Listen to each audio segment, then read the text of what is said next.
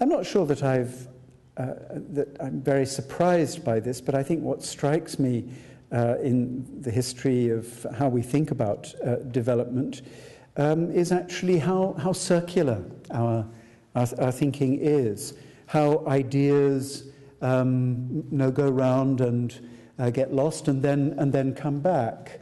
Perhaps the name changes.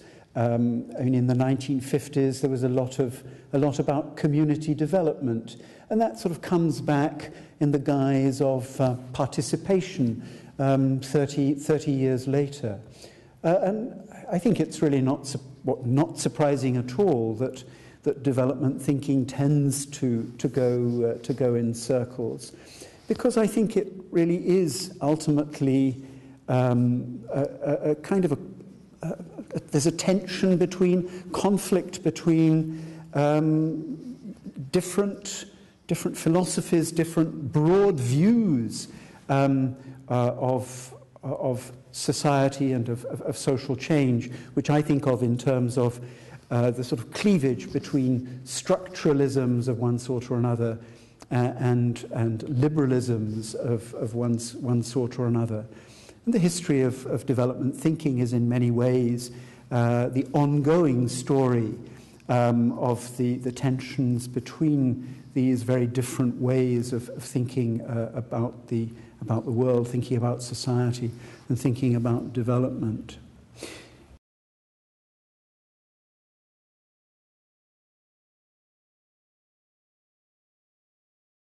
I guess I'm going to answer that rather tangentially, because what strikes me is really how problematic the relationship between experience and thinking is.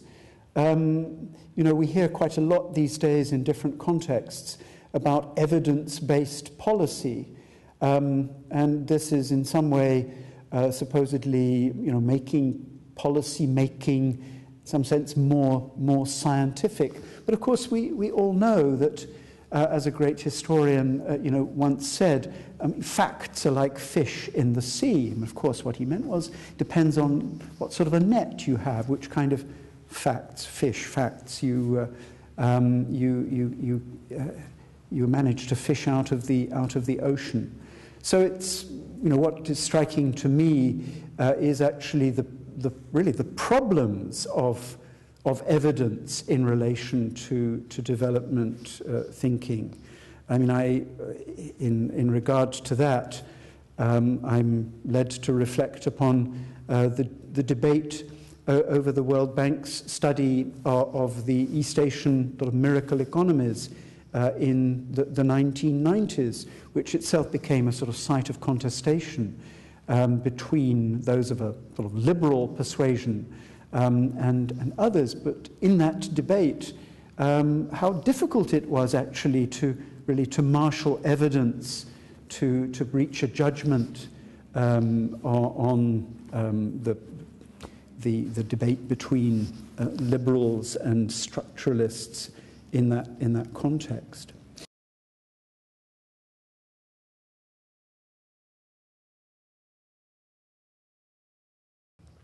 I have to say that I hope that development practitioners are going to renew, and I think it is a case of the need for renewal. I hope they're going to renew their concern with ensuring that more people have access to productive employment. Because I think what really worries me about what's going on in development now is the extent to which masses of people are, it's putting it quite strongly, but I think masses of people are really being excluded. The mass of excluded labor. 93% is a reasonable estimate of the numbers of the share of the labor force in India employed in informal activity of one sort or another. A huge amount of that labor is actually excluded, really, from the dynamic productive sectors of the economy. And now in many ways this is what development started off being about.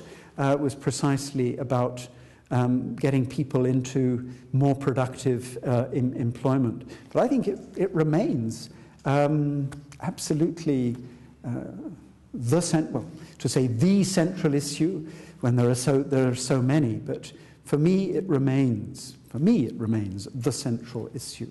Boom.